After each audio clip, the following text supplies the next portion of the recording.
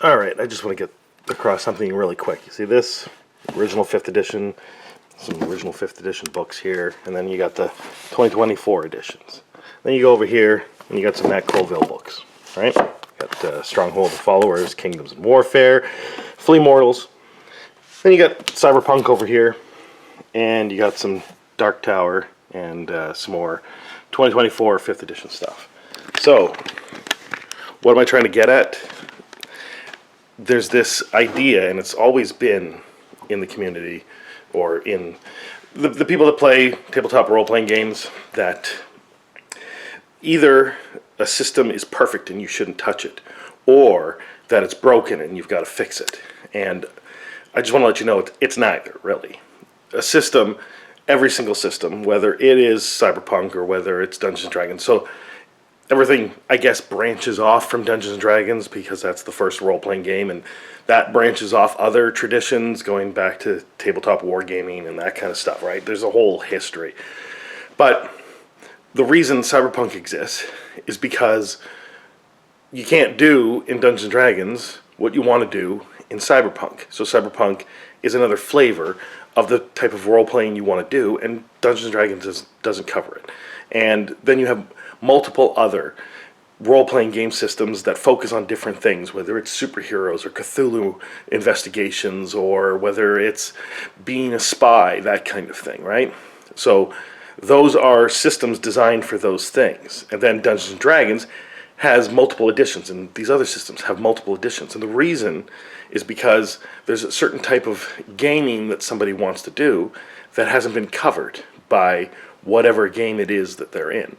And when there isn't a game out there that could cover the type of thing that you want to do, well, then you start to homebrew the thing that you do have, right? And this, editions of Dungeons & Dragons came from basically homebrewing. Whether it's Gary Gygax homebrewing, whether it's the employees at TSR homebrewing, whether it's the employees at Wizards of the Coast homebrewing, whatever, or other people homebrewing and then getting hired by Wizards or TSR or whatever. The point is that it's everyone's in the process of editing everything. And there seems to be a pushback in gaming that either this thing doesn't work properly and this is how you have to make it work properly, right? So someone goes online and says, I was having trouble with this, can you give me some advice on this game session I had? And often you'll see in the comments either just simple solutions that are, just run your game this way. But then there's other people who say, no, this is broken and you have to make these changes to the game to make it work. Or there's other people saying, no, it's perfect the way it is, just let it go out the way it is, right? And that's the extreme, is it's perfect the way it is, don't touch it, you're not allowed to touch it. Or you have to change the system and play the system this way.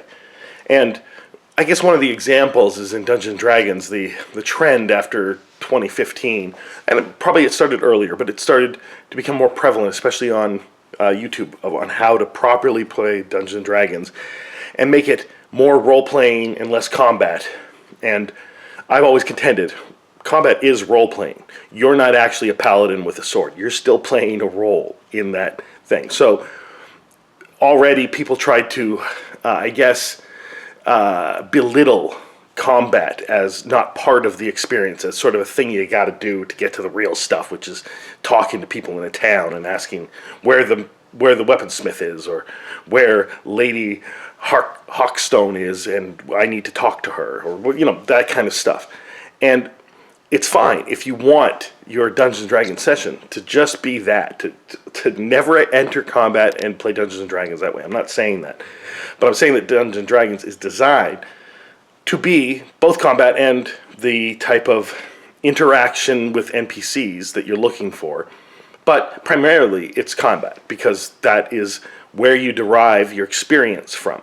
At least in 5th edition, I don't know about the 2024 edition, I haven't actually looked at where you derive your experience from. There are additional rules in the Dungeon Master's Guide to derive experience from other places other than combat, but the base of the game is you level up because you were in combat, and that's where you derive your experience from. And you can homebrew it so that you level up based on other things. And in fact, there is at the very beginning of either the Player's Guide or the Dungeon Master's Guide that you can just have a session-based leveling up. That at first level you do a 4-hour session, everybody levels up. Second level, same thing. Third level, it's 2 sessions. Fourth level, it's 2 sessions, and so on and so forth. So that whatever you do is experience, and that's fine. But that's not the base game of Dungeons and Dragons. Anyway, that's sort of a tangent that is about how people play the game in different ways and want to play the game in different ways. My issue is that there are people that tell you, no, you have to play a game a specific way, and that it's only correct to play it a specific way, whether it's session-based and that all experience is experience as opposed to combat experience, or whether it's you need a system that's only about interacting and that combat shouldn't be the focus of a system. It should be if that's what people are looking for, if that's what game you want to play, that the focus is around combat, or that combat is a major component, or whatever, or that it's about a medieval fantasy. But if you want cyberpunk and you want a side tangential future history of hacking, then that's the kind of game you want to play. So people shouldn't be interfering in how other people want to play the game. And if someone comes online and says, I'm playing the game this way, and this is the way we like playing the game, but there's this one little thing that I have an issue with, and maybe you guys can help me solve the issue, then solve the issue. Don't tell them that they're doing it wrong. And that's basically what I want to get at. Either help them solve the issue, or just shut up and move on. Thanks. Have a good day.